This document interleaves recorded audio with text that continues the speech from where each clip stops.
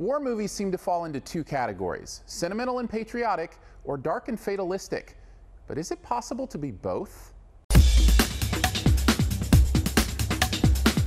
Fury is the story of a group of war-hardened men who man a tank towards the end of World War II.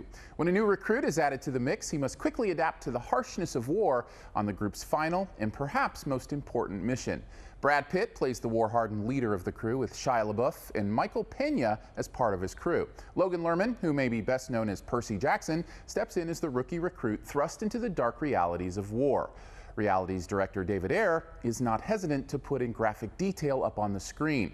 It's true, this movie is not for the squeamish, but to be fair, neither is war.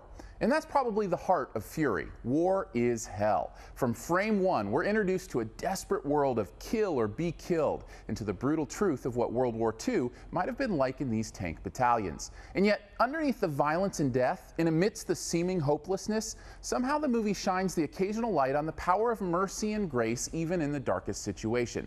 Now, I wouldn't go so far as to call it heartwarming or anything, but those rare moments do exist in sharp contrast to the darkness around them.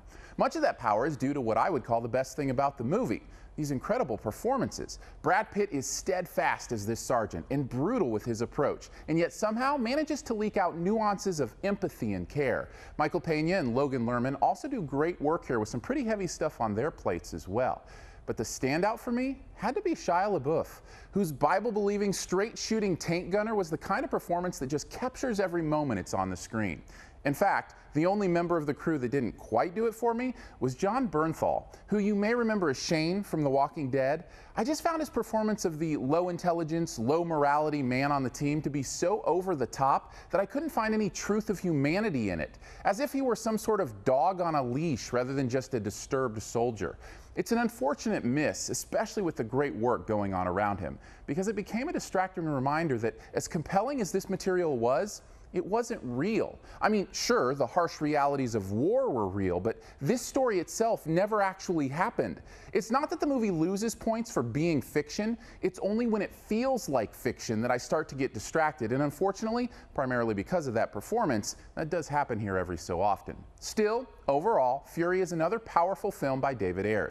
The action is powerful but brutal, and most of the performances are so incredible that some interesting moments of light somehow manage to escape this overwhelming darkness. Even with a few over-the-top moments, I say it still finishes its mission with a B.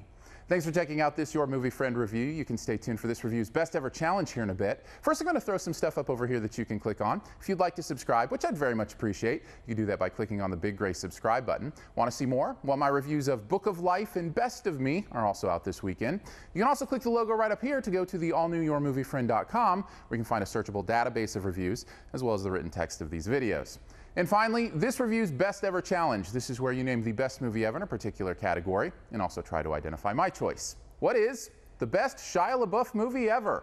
As much as I'm tempted to go with the Even Stevens movie, I think I'll have to go with the movie that was a reimagining of a Hitchcock classic. Drop your own answer and a guess at mine in the comments, and the first person to guess mine does get a point. Thanks, and please subscribe.